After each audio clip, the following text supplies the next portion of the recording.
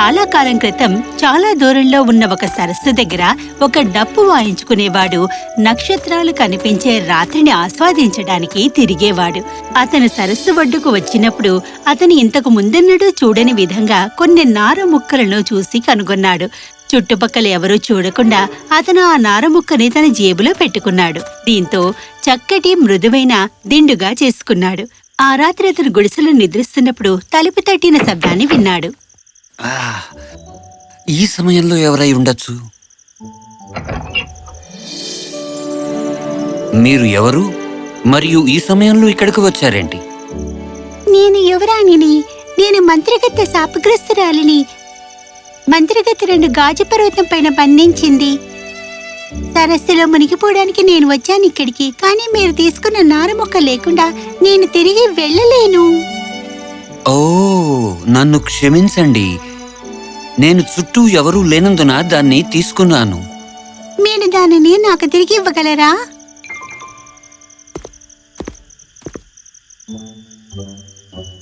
తప్పకుండా.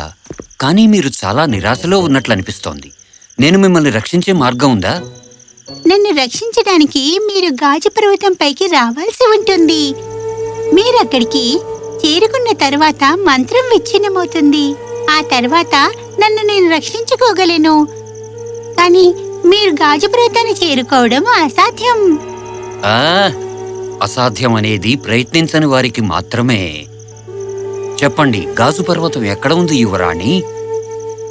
గాజు పర్వతం చీకటి అడవికి 1000 మైళ్ళ దూరంలో ఉంది. అది శక్తివంతమైన రాక్షసులతో ఉంది. నేను ఇప్పుడే బయలుదేరాలి. నేను ఏమీ మీకు చెప్పలేను.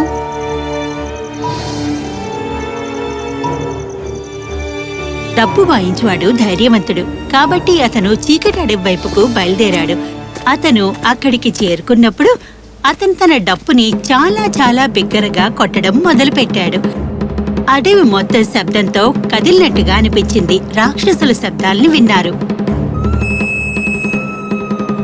నా అడవి యొక్క శాంతిని విచ్ఛిన్నం చేయడానికి ఎవరు ధైర్యం చేస్తారు? వచ్చింది నేను, డప్పు వాయించేవాణ్ణి. మీ స్వంత పూచితో నన్ను ఎదుర్కోవడానికి బయటికి రా. చూస్తుంటే చిన్నపిల్లాళ్ళ ఉన్నావు. నీకు మేమంటే భయం లేదా? నేను ఒంటరిగా ఉన్నట్లయితే మీరు భయపడతారు. కానీ ఈ డప్పుతో నేను నిన్ను కనుగొన్నాను అని చెప్పడానికి నా ప్రజలందరినీ పిలిచాను. మీలాంటి చిన్న మనుషులు మాలాంటి రాక్షసుల్ని ఏమి చేయగలరు? మేం మీలో 1000 మందిని మా కాళ్ళ కింద చూర్ణం చేయగలం. మమ్మల్ని తక్కువగా అంచనా వేయద్దు. మా మనుషులం ఎంతో ఆలోచనాపరులం. మేము అడవిలోని చెట్ల వెనక దాక్కుంటాము. మరియు మమ్మల్ని అణిచివేసే ప్రయత్నంలో మీరు మీ స్వంత అడవిని నాశనం చేసుకుంటారు. అప్పుడు మీరు అలసిపోయినప్పుడు మరియు అడవి లేనప్పుడు మేము మిమ్మల్ని నిప్పుతో దాడి చేస్తాం. నువ్వు నిజంగా మానవులు మాతో అలా చేయగలరని అనుకుంటున్నావా? సరే, వారు చెయ్యలేకపోతే వారు మమ్మల్ని కనుగొనడానికి ఆ తోటి వారిని ఒంటరిగా పంపరు కదా. అయితే మనం ఇప్పుడు ఏం చెయ్యాలి? చేయవలసిందల్లా ఒక్కటే ఉంది. నేను వెనక్కి తిరిగి మిమ్మల్ని శాంతితో వదిలేయమని నా ప్రజలను అడగగలను. కానీ మీరు నా కోసం ఒక పని చేయాల్సి ఉంటుంది. మీరు చెప్పేది మేము చేస్తాం. మమ్మల్ని అగ్నిపాలు చేయక విడిచిపెట్టండి. అలా అయితే మంచిదే. మీరు నన్ను ఆ గాజు పర్వతం పైకి తీసుకుని వెళ్ళాలి. అయితే సరే, మేము నిన్ను తక్షణమే అక్కడికి చేరుస్తాం. ఏమిటి? మీ ప్రజలకు రాకూడదని చెప్పండి. అలాగా, తప్పకుండా. కాబట్టి డప్పు వాయించేవాడు తన డ్రమ్మును మళ్లీ కొట్టడం ప్రారంభించాడు. తన ప్రజల్ని వెనక్కి తిప్పమని అడుగుతున్నాడని రాక్షసులు అనుకున్నారు. రాక్షసుడు డప్పు వాయించిన వాడిని తన అరచేతిలో ఉంచి అతన్ని ఒక పెద్ద అరచేతి నుండి తదుపరి రాక్షసుని అరచేతికి పంపించాడు. ప్రతి రాక్షసుని యొక్క ప్రతి చెయ్యి 1 మైలు వరకు విస్తరించి ఉంది. డప్పు వాయించేవాడు గాజు పర్వతం చేరుకున్నాడు. ధన్యవాదాలు జైంట్స్. మీకు మా కృతజ్ఞతలు. మమ్మల్ని ఒంటరిగా విడిచిపెట్టమని మీ ప్రజల్ని అడగండి. ఆ విషయం గురించి మీరు కంగారు పడకండి. మేము మళ్ళీ తిరిగి రాము అని మాటిస్తున్నాను. రాక్షసులు ఉపశమనం పొందారు. వాళ్ళు వెళ్లిపోయారు. అతను పైకి చేరుకున్నప్పుడు అతను ఎవరినీ చూడలేదు. ఒక చిన్న గుడిసె ఉంది.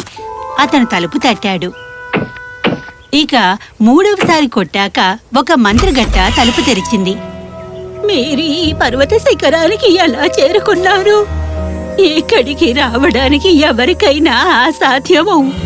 అసలు అసాధ్యం అనేది ప్రయత్నించని వ్యక్తికి మాత్రమే. నాకు ఇక్కడ కొంత ఆహారం మరియు ఆశ్రయం లభిస్తుందా? అలాగే మీకు ఇస్తాను, కానీ దానికోసం మీరు 2 రోజులు నా కోసం కొంత పని చెయ్యాలి. నేను మీరు నన్ను అడిగినదంతా చేస్తాను. అప్పుడు మీరు చూసే ఆ చెరువు వద్దకు వెళ్ళి ఆ చెరువులోని నీటిని ఖాళీగా చెయ్యండి. రాత్రికి మొదటి నక్షత్రం బయటకు రాకముందే ఈ పనిని మీరు పూర్తి చెయ్యాలి.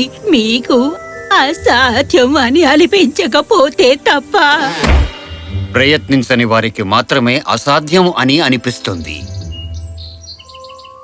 ఈ మంత్రగత్తె చెప్పిన ఈ వింత పనికి ఏదో మాయకి సంబంధించిన కారణం ఉండాలి. లేదంటే ఆ మంత్రగత్తె నన్ను చంపేసి ఉండేది.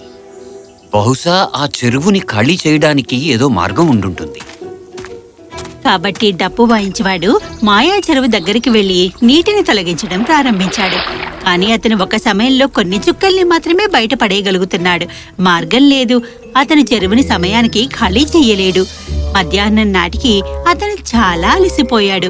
అప్పుడే యువరాణి ఇంటి నుండి ఒక బుట్ట ఆహారంతో బయటకు వచ్చింది.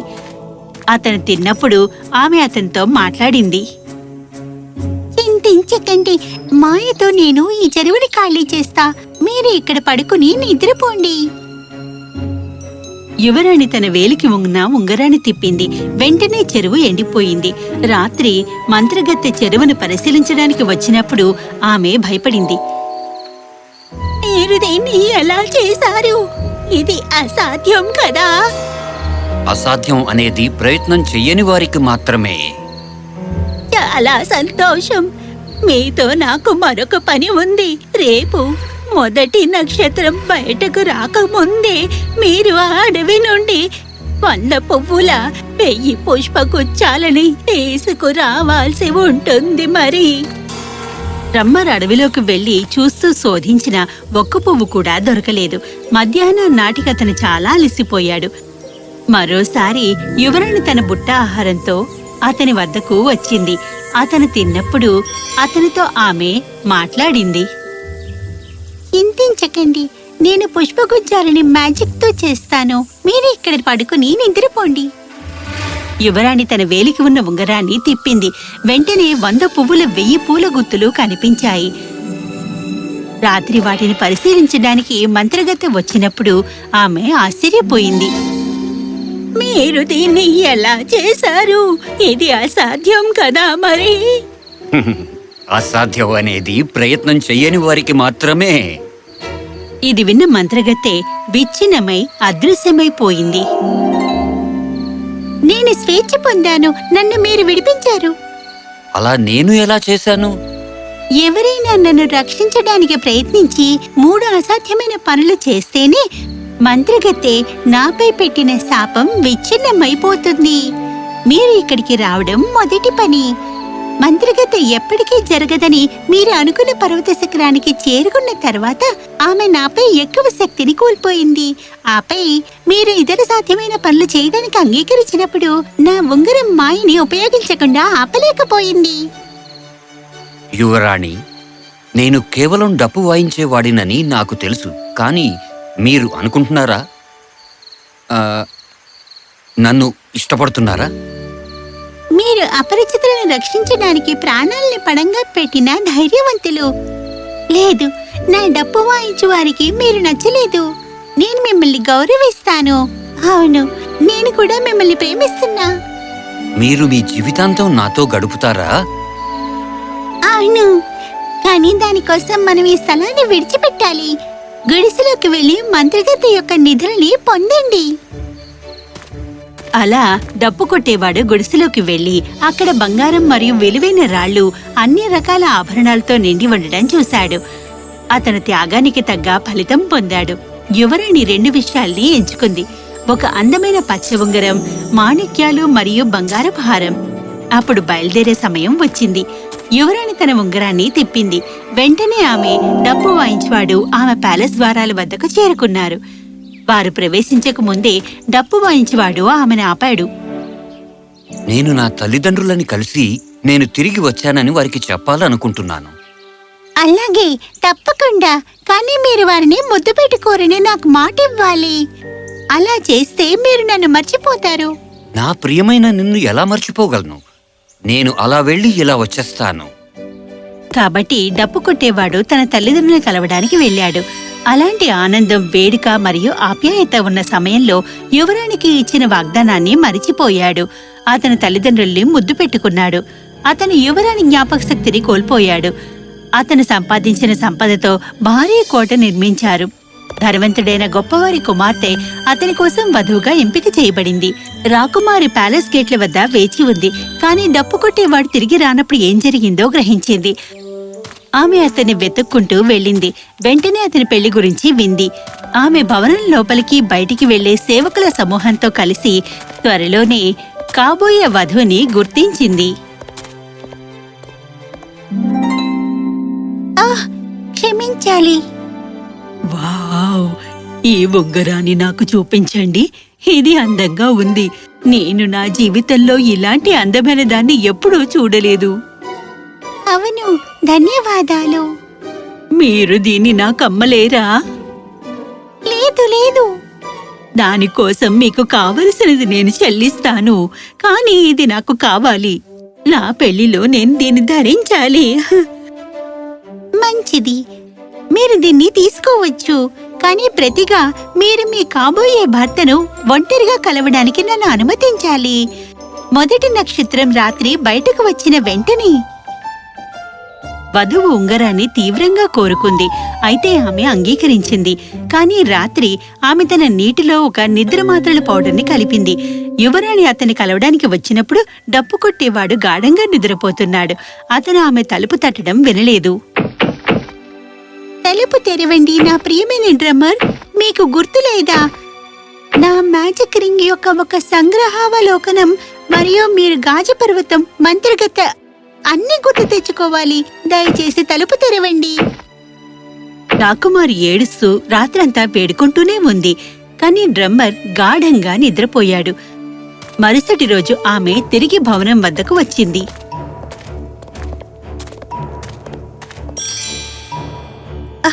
క్షమించాలి మ్యామ్.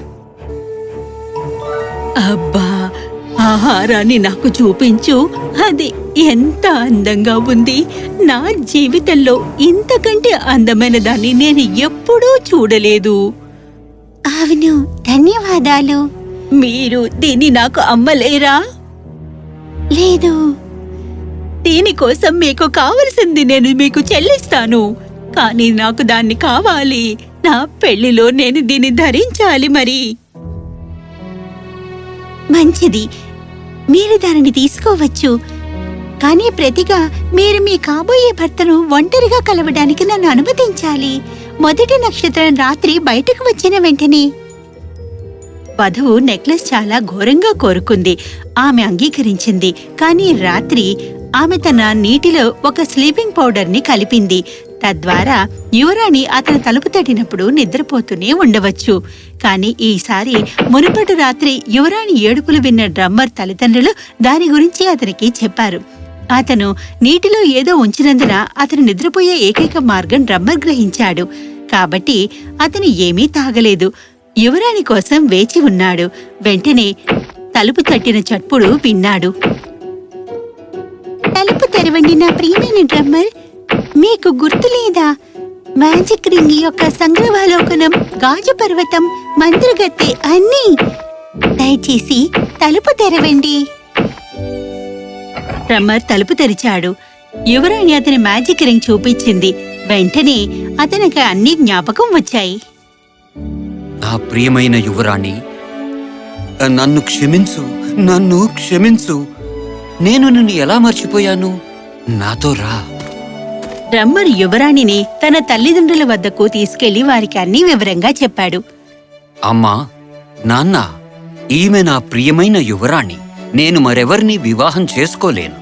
సరే, నేను డప్పు వాయించే అబ్బాయిని వివాహం చేసుకోలేను, కానీ నేను ఉంగరాన్ని హారాన్ని తిరిగి ఇవ్వను. మీరు ఎప్పటికీ వాటిని ఉంచుకోవచ్చు. నా అసలైన నిధిని నేను కనుగొన్నాను. కాబట్టి డ్రమ్మర్ మరియు యువరాణి గొప్ప విందు ఉత్సవాలతో వివాహం చేసుకున్నారు. వారు ఎప్పటికీ సంతోషంగా జీవించారు.